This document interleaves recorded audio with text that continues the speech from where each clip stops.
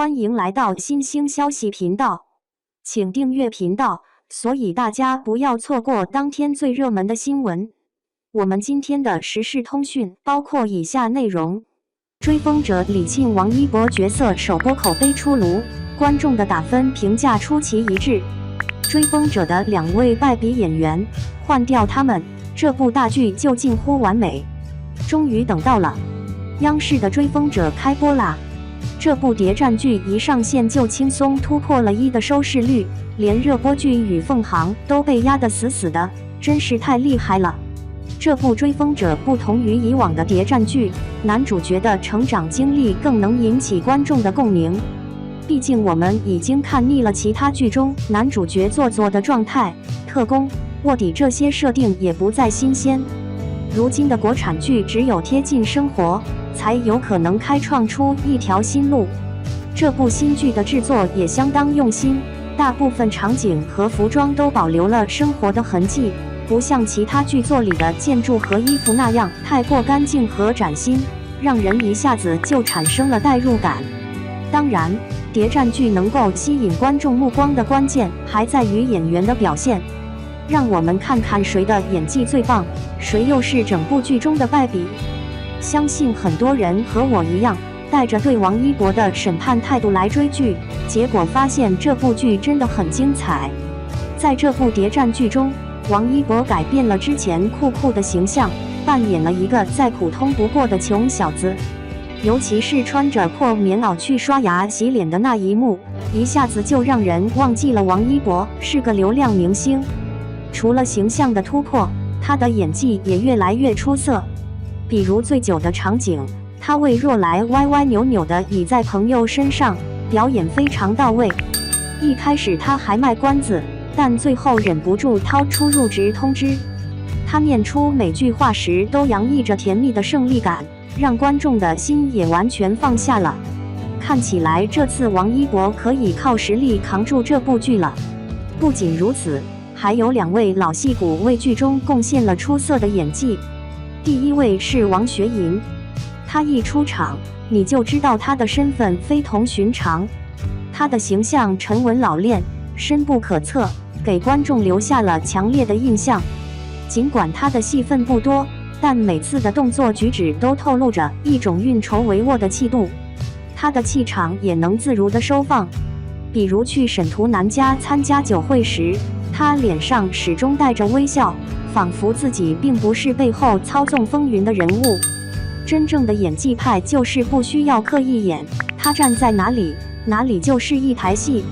第2位是杨坤，这位戏骨将上海老阿姨周怡的形象演得活灵活现。剧中的杨坤说着道地的方言，做事雷厉风行，生气时更是火爆异常，看得人不禁以为他是从《繁花》剧组跑过来的。老阿姨那味儿真是太浓烈了。她加入后，整个剧的活力才得以充分展现。印象最深的一幕是周怡主动去向为若来道歉，还自己拿出大衣帮忙圆场，令人感动又温暖。谍战剧需要紧张刺激的情节对决，同时也需要真实生活的片段。这部剧的生活片段是通过周怡这样一个真实的小人物来展示的。除了周怡之外，还有张天阳、高露等配角也都很出色地扮演了自己的角色。从这个角度来看，这部剧的演技真是不错，应该会得到良好的口碑吧。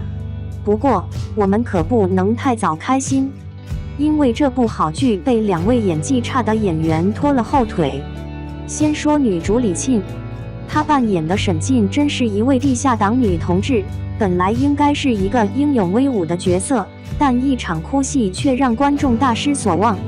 沈静真亲眼目睹战友们牺牲，难以接受这个消息也是可以理解的。但是李沁的表演却像是一个疯了的人一样，她头发散乱，脸色苍白，表情看起来很痛苦，但一只手还在凹造型，整个人都带着一种不自然的感觉。可以看出他很想表演那种心碎的感觉，但他只顾着眼泪了，忘记了控制自己的表情，甚至对着上司还敢瞪大眼睛，晃头摆脑。如果不知道情况的前因后果，观众可能会以为这是一个妻子发现丈夫出轨的情节，而丈夫居然还是由王学垠扮演的，真是太离谱了。而且不难发现，李沁不论演什么都是一个样子，说话总是太用力，嘴巴也跟着用力动，总觉得她和每个人都有仇。其实这只是她演技太夸张的表现而已。实在让人难以接受的是，李沁在与王一博演情侣的剧中，实际年龄相差了7岁。33岁的李沁竭力扮演纯真少女的角色，频频称呼王一博为哥哥、叔叔，听的人都觉得奇怪。不仅如此，她的脸上明显流失了胶原蛋白，颧骨突出，脸颊凹陷，给人一种又干巴又老气的感觉。与年轻气盛的王一博相比，差距太大了。接下来说说男二角色王阳。一提到王阳，你会不自觉地想起什么类型的角色？霸气总裁、精英人士、高质量男主，总是穿着西装，整个人打扮得光鲜亮丽，好像薪水按每分钟计算。1、2次还好，演得太多就有点过火了。这次在《追风者》中，王阳依然维持着熟悉的形象和姿态，整个上海都容纳不下他那自以为是的样子。